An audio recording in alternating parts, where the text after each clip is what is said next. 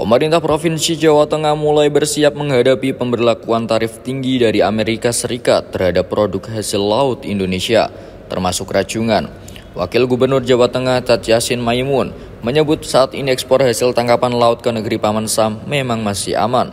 Namun potensi hambatan besar bisa muncul pada Agustus 2025 mendatang, seiring pemberlakuan tarif baru yang dikenal sebagai tarif Trump. Produk yang paling menantang dalam pencatatan ini adalah rajungan. Jika pencatatan tertunda, kualitas rajungan bisa menurun drastis.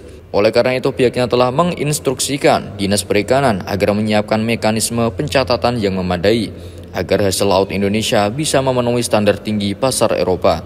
Tantangan pencatatan dan pemenuhan regulasi negara maju dinilai sebagai kunci masa depan ekspor hasil laut Indonesia.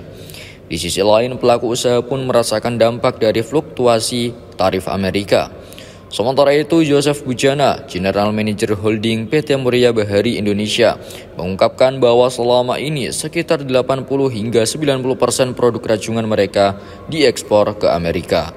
Karena isu pemberlakuan tarif Amerika itu akan diberlakukan pada Agustus nanti ya, dan saat ini sudah diberlakukan 10% ke negara-negara yang ya macam-macam, ada BRIC dan lain sebagainya, termasuk Indonesia ini yang ada di BRIC.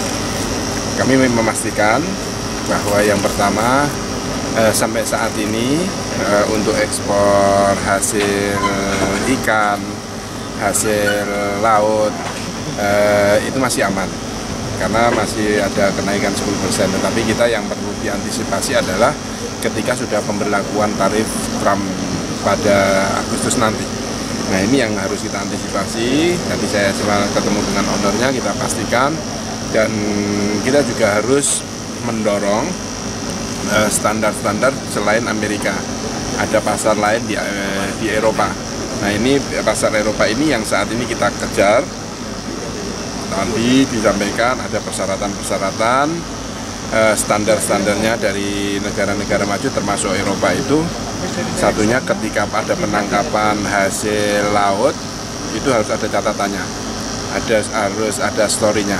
Ekspor sudah mulai jalan terus kita ya, terus, dan tantangannya untuk saat ini kan memang karena ada tarif Trump ini, yang dimana dia awalnya 32% kan, kemarin tadi pagi pun dapat info saya ada penurunan jadi 19%, sehingga ini mempengaruhi dari sisinya kita kan pasti dari ada permintaan untuk penurunan harga dari pihaknya buyer dan lain-lain, karena memang mereka nggak mungkin bisa jual mahal juga kan itu, jadi kita nggak tahu juga. Nah, itu mungkin tantangannya itu, sehingga nanti akan menyebabkan mungkin ya kan penurunan permintaan dan lain-lain, itu aja sih. Maka tantangannya kita juga harus cari pasar baru, nggak hanya di Amerika aja yang kita andalkan, tapi juga mungkin dari Eropa dan mungkin di luar Eropa juga kita usahakan juga.